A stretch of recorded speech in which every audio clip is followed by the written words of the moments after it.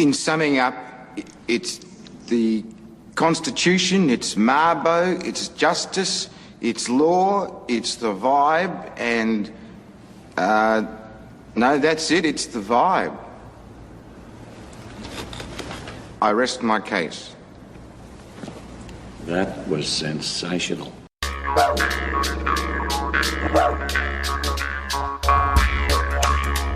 G'day guys, and welcome to Aussie English. My objective here is to teach you guys the English spoken down under. So whether you want to speak like a fair dinkum Aussie, or you just want to understand what the flippin' hell we're on about when we're having a yarn, you've come to the right place. So sit back, grab a cuppa and enjoy Aussie English.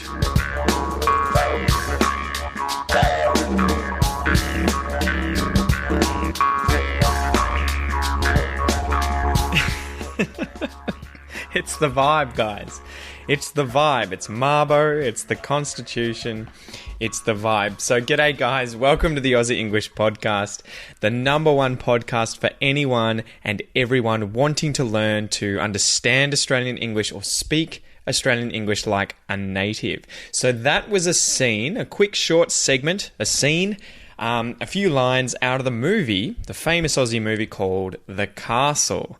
The Castle, it's the vibe, it's the Constitution, it's Mabo, it's the vibe. So the movie's about a man named Daryl Kerrigan and his family who face losing their homes to housing developers or to developers who are attempting to acquire his house through compulsory acquisition in order to expand the neighbouring airport. So Daryl, obviously not wanting this to happen, he doesn't want to lose his house, he doesn't want to lose his castle, hence the name of the film.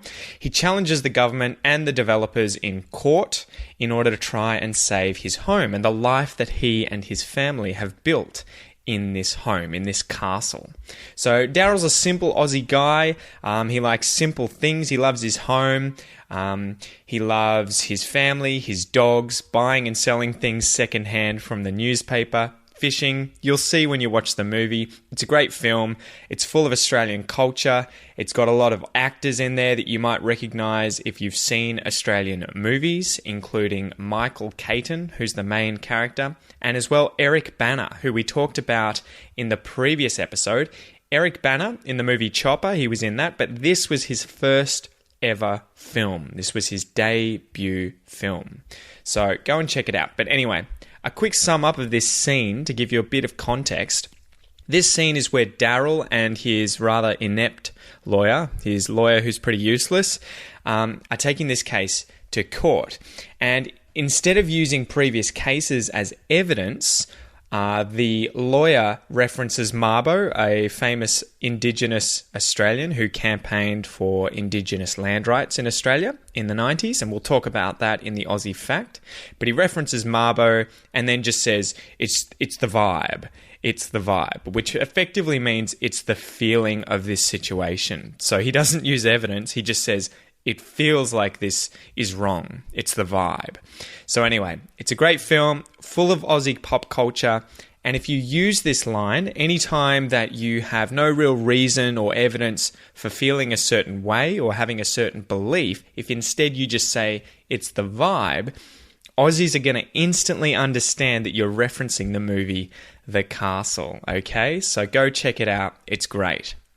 A few announcements before we get started, guys. As always, I'm working on the Aussie English Classroom. I'm expanding it. More and more people are signing up, so thank you to you guys who've become students in the Aussie English Classroom for giving it a shot, for taking your English to the next level. You guys have only given me great feedback so far, so I appreciate that. Remember, guys, you can try that for $1. It's how I make a crust, it's how I make a living, and it's how I support the creation of this podcast. So go in there and give it a go. $1 for your first month. On top of that, I'm still working on the Effortless Phrasal Verb course, which is a course specifically designed to teach you to use phrasal verbs, to go up, to go out, to come in, all of those phrasal verbs naturally and effortlessly like a native speaker. So far, there are 14 components up in the course. I'm still creating these each week. and they're each between about half an hour and an hour long. So there's loads of content. When you get in there, you get to watch lectures or the live classes that I give, but you also get to see pictures, example sentences, the phrasal verbs I'm saying, all of that. So it should really, really help you learn phrasal verbs effortlessly. Get in there and give that a go as well. There'll be a link in the description here. Anyway, let's get into today's Aussie joke. So today's Aussie joke is, how do you know if you're a bogan? How do you know if you're a bogan? And a bogan is someone of low social status. They tend to be rude and they tend to be uncouth and do sort of, drink in public and swear in public. Anyway, how do you know if you're a bogan? The answer? You let your 15-year-old daughter smoke at the dinner table in front of her kids. So that's something a bogan would definitely do. They would allow their 15-year-old child to smoke. They would allow them to smoke at the dinner table. And the joke there is that the 15-year-old daughter has children of her own. So that is how you know you're a bogan. You're allowing your 15-year-old daughter to smoke at the dinner table in front of her kids. Anyway, today's expression, guys, is to roll with the punches. To roll with the punches. This one was suggested by Rocio, and it was voted on in the Facebook group for the Aussie English Virtual Classroom. You can get in there. Every Monday we suggest new expressions. We then vote on them, and the one that gets to the top is the one that becomes this episode. So to roll with the punches. As usual, let's go through and define the different words, the different verbs, the different nouns, everything in this expression, and then we'll define the expression itself. So to roll. If you roll over or you roll, it's that you move in a particular direction by turning over and over and over. So you can roll over. It means the same thing. We're just turning it into a phrasal verb. So a dog rolls or a dog rolls over. If it's lying on its stomach and it rolls and its stomach is now facing up, the dog's rolled over. If you cut down a tree, you chop up the tree trunk into logs. You might have to roll the logs to move them on the ground. Or maybe you roll the logs over to see what's underneath. To roll. To roll with something. Okay, to roll with something is to adapt to a situation despite unexpected circumstances or challenges. To roll with something. We can also say to go along with something or just to go with something. So you'll often see this as an expression itself where you'll say, just roll with it. So he just rolled with it. He rolled with it. But we'll get to that later on when we define the expression. A punch is a strike with a closed fist. So your fist is when you have a hand with the fingers closed. That is a fist, a closed fist. And a punch is when you strike something or someone with that closed fist, okay? A punch. Fighters will punch. Boxers will punch. The expression, let's define the expression. So this has a literal meaning and a figurative meaning. The literal meaning is for a boxer or a fighter to move his body away from an opponent's blows or an opponent's punches so as to lessen the impact, so they don't hurt as much, so they don't damage him as much. So he moves his body in a way that lessens the impact of someone else's punches. He rolls with the punches. Figuratively, though, this expression, to roll with the punches, is to adapt oneself to adverse circumstances. It's to continue when things get hard. It's to persevere when things get hard. So when things get tough, roll with the punches, okay? Keep going. Adapt yourself to these adverse circumstances. The origin of this expression was in the early 20th century, so the 1900s, and surprise, surprise, seeing as it's talking about punches, it's related to boxing. So the American newspaper called the Boston Daily Globe used it in 1903, the year 1903, when summarizing a sparring match or a boxing match. That was the earliest I could find for an example where this expression was used. So the very, very, very early 20th century. So it's pretty funny. We've done quite a few boxing expressions recently, right? We did throw in the towel, which is to concede a defeat, or at least we've mentioned that in previous episodes. And the last one was throw your hat into the ring, which meant to volunteer yourself for something, whether it was literally a boxing fight or something else. So this expression is literally instructing a boxer to step back, to step to the side as he's being hit by another boxer in order to lessen the impact, which is what we went over. So he's rolling his body, he's moving his body to avoid the punches that are coming in. So this lessens the impact, obviously. So let's go through some examples of how I would use this expression figuratively in day-to-day English. So example number 1. Imagine you've got a meeting at work and you're driving in and your car starts to break down. So something goes awry in the engine, something goes wrong, something breaks, the engine conks out, the engine goes kaput, it breaks, it stops functioning, stops working, and it comes to a stop. You're not a mechanic and haven't got the foggiest idea how to fix it, so you've got no idea what to do to fix your car, but you've got no choice but to roll with the punches, okay? So you just have to make do with the circumstances that you are currently in. So you call an Uber, you call a taxi, or maybe you even just walk the rest of the way to work. And even though you show up late, you roll with the punches. Number 2, you're at work and you decide that it's time for a smoko. So a smoke break for about 5 minutes, a smoko. You go outside, you light up your ciggy, a cigarette, you light it up, you start having a smoke on your smoko. A few other blokes and Sheilas come out of work. So there are some slang terms for guys and girls or guys and women. Blokes and Sheilas, they come out, they join you, and it starts to rain. So you don't really want to get wet, but you want to finish your ciggies, you and everyone else there. So you stick it out, you endure the rain, even if it starts pissing down rain, even if it starts raining cats and dogs, you roll with the punches, you endure these bad circumstances, you finish your ciggy, and then you go back into work.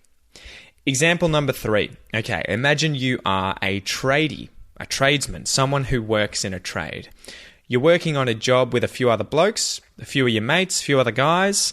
Maybe you're a chippy, which is a carpenter, someone who works with wood, or you could be a sparky, an electrician, someone who works with electricity. Or maybe you're even a brickie, someone who works with bricks and is a bricklayer. So you're a tradie, one of these jobs, whichever one it is. You're doing this on a work site where a house is being made and a storm rolls in, okay? We often say that a storm will roll because often the clouds look like they're rolling. A storm starts to roll in during your day working and it gets harder and harder to finish your job. Obviously because it starts raining, maybe there's thunder, there's lightning, maybe it starts pissing down so heavily and it's cold and it starts to hail, or maybe even it starts to snow.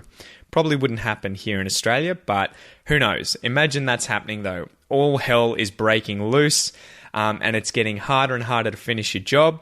But you and your mates decide we're just going to roll with the punches, we're going to smash it out.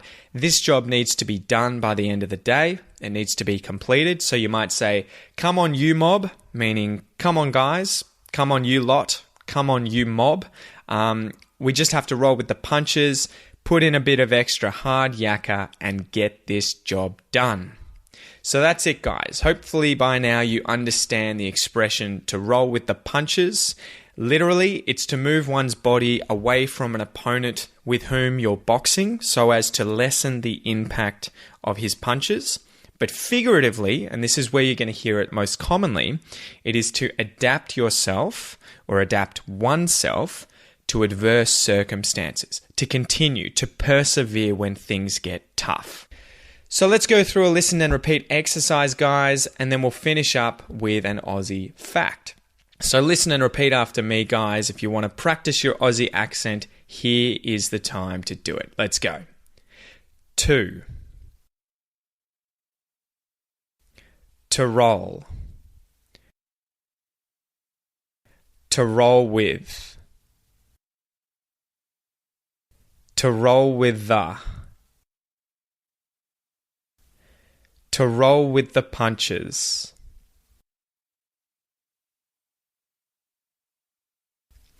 To roll with the punches.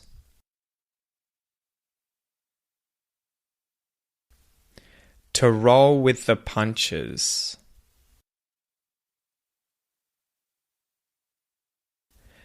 To roll with the punches.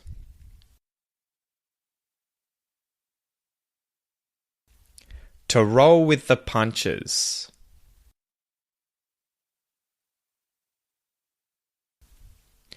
I'll roll with the punches.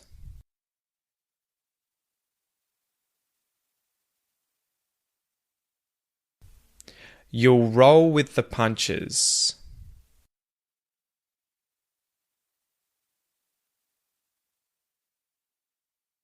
He'll roll with the punches.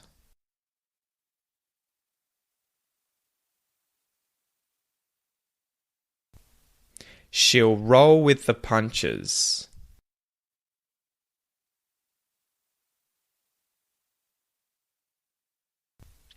We'll roll with the punches.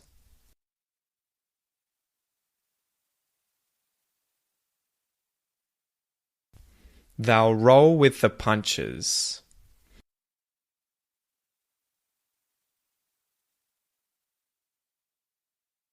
It'll roll with the punches.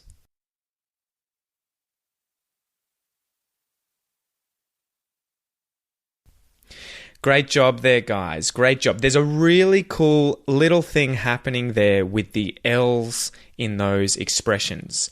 You might have noticed that I'm using the dark L. So, for example, instead of saying I'll say I'll. Instead of saying roll, I'll say roll.